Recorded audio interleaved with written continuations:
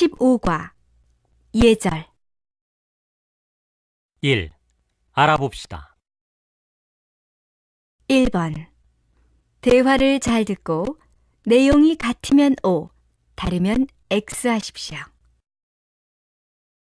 1. 커피는 밖에서 드세요. 랩실에는 음식물을 갖고 들어오면 안 돼요. 죄송합니다. 지금 막 나가려던 참이었어요. 2. 시험 볼 때 휴대전화를 갖고 들어오면 안 돼요. 네, 알아요. 선생님께 전화를 맡기려던 참이에요. 3. 여기에서 학생증을 만들 수 있습니까? 네. 그런데 저기 있는 번호표를 뽑지 않으면 안 돼요.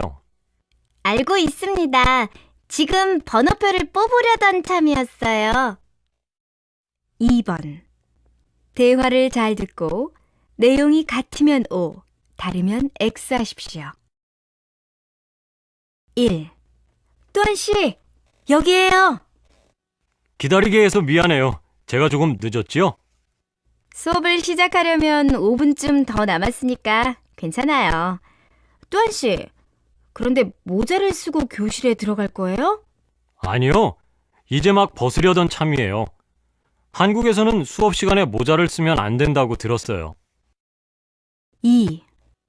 와, 도서관에 사람이 정말 많군요. 시험 기간이라서 그래요. 참 풍씨, 휴대전화 진동으로 하셨죠? 지금 휴대전화를 진동으로 하려던 참이에요. 그런데 도서관에서 주의해야 할 것이 또 있어요? 아시겠지만 여기에서 책을 읽은 다음에는 그 책을 제자리에 다시 갖다 놓지 않으면 안 돼요. 그리고 조용히 이야기해야 하고요. 크게 이야기하면 다른 사람에게 방해가 되니까요. 네, 잘 알겠어요. 3번 내용을 잘 듣고 질문에 답하십시오. 여러분, 다음 주 금요일에 있을 발표 시험에 대해 설명하겠어요. 주제는 식사 예절이에요. 한국에서 식사 초대를 받았을 때 지키지 않으면 안 되는 것이 있지요. 그런 것들에 대해 발표하도록 하세요. 여러분 나라의 식사 예절과 한국의 식사 예절을 비교해서 발표를 하세요. 발표 시간은 10분이에요. 시간을 지키지 않으면 안 돼요. 다른 사람이 발표를 할 때는 옆 사람과 이야기하지 말고 발표 내용을 잘 들으세요. 그리고 듣는 사람은 발표가 모두 끝난 후에 질문을 하도록 하세요. 마지막으로 발표할 때 사용하는 말에 대해 설명하겠어요. 발표할 때는 반말을 사용하면 안 돼요. 그리고 평소에 친구들과 이야기할 때 쓰는 말을 사용하지 마세요. 예를 들어, 안녕하세요. 한국의 식사 예절에 대해 발표하겠어요. 라고 말하지 않고, 안녕하십니까. 한국의 식사 예절에 대해 발표하겠습니다. 라고 말해야 해요. 그럼 선생님 말대로 준비를 잘 해서 모두 발표를 잘 하도록 하세요. 2. 들어봅시다. 2번 내용을 잘 듣고 질문에 답하십시오. 한국에서 1년을 살았지만 한국말을 예절에 맞게 사용하는 것은 아주 어려운 일이에요. 그래요? 특히 어려운 것이 뭐예요? 높임말이 어려워요. 그래서 아직도 실수를 할 때가 있어요. 그래요?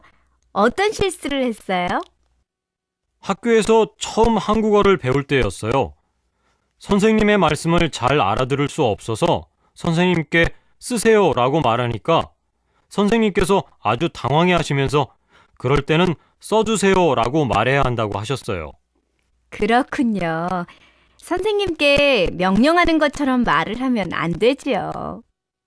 그리고 얼마 전에는 높임말을 열심히 공부한 후에 아는 형에게 진지 드셨어요? 하고 물어본 적이 있어요.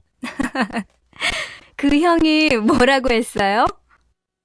그 형은 한참을 웃고 난 후에 진지 드셨어요? 라는 말은 나이 많은 어른께 사용하는 말이고 자기에게는 식사하셨어요? 라고 말해도 된다고 했어요. 그 말을 듣고 너무 창피했어요. 괜찮아요.